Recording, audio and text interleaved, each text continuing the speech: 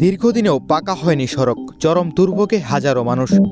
দেবীগঞ্জে গুরুত্বপূর্ণ সড়কে নেই উন্নয়নের ছোঁয়া। দেবীডোবা ইউনিয়নের টাকাহারা বটতলী মন্দির থেকে সুলতানপুর সরকারি প্রাথমিক বিদ্যালয় পর্যন্ত প্রায় 1 কিলোমিটার সড়ক যেন এলাকাবাসীর নিত্য ভোগান্তির প্রতীক। এই সড়কটি স্থানীয়দের প্রতিদিনের চলাচলের অন্যতম প্রধান পথ। লক্ষ্মীরহাট বাজারে যেতে এই সড়কের ওপর নির্ভরশীল শত শত মানুষ। কিন্তু বছরের পর বছরেও সড়কটি পাকা না হওয়ায় দুর্ভোগ যেন নিত্যসঙ্গী। গ্রীষ্মের ধুলার ঝড় আর বর্ষায় কাদার সাগর, দুই মৌসুমেই ভোগান্তি যেন পিছু ছাড়ে না।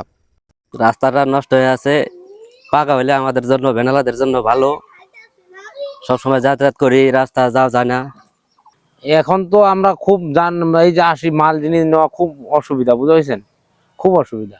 বর্ষার দিনে তো আরো অসুবিধা, মানে হাটে হাটে যাওয়া লাগে ভ্যান। এই রাস্তার জন্য আমরা মায়াগঞ্জে যাত্রী ঠিকভাবে নিতে পারি না, খুব সমস্যা হয়। রাস্তা কি ভাঙ্গাচুরা, এই সমস্ত রাস্তা ভাঙ্গাচুরা হলে যাত্রীদেরও সমস্যা হয়, আমাদেরও সমস্যা, গাড়ি আমরা ঠিকভাবে চালাতে পারি না।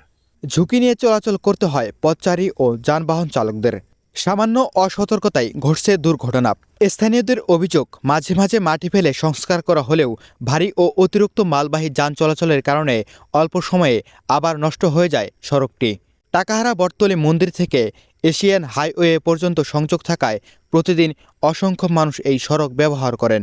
ফলে যোগাযোগ, ব্যবসা বাণিজ্য সবকিছুর জন্য এটি অত্যন্ত গুরুত্বপূর্ণ। ভ্যান, রিক্সা, ট্রাক, মূলত রাস্তা বর্ষার দিনে খুবই কাদা।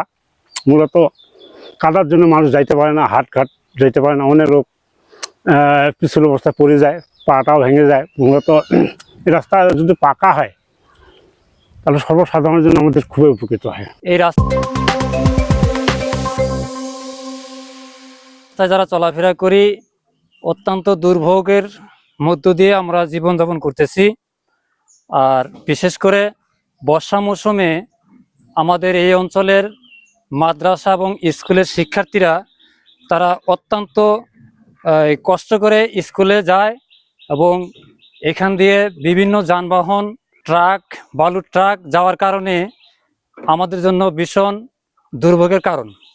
অতএব এই রাস্তাটি যেন খুবই তাড়াতাড়ি নির্মাণ করা হয়, এটা এলাকাবাসীর পক্ষ থেকে আমাদের সাধারণ পথচারী যারা আছি তাদের জোর দাবি।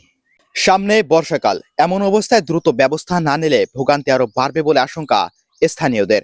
এলাকাবাসীর একটাই দাবি, দ্রুত এই সড়কটি পাকা করা হোক, তবেই মিলবে দীর্ঘদিনের দুর্ভোগ থেকে স্বস্তি। শাহাদাত হোসেন, দেবীগঞ্জ সংবাদ।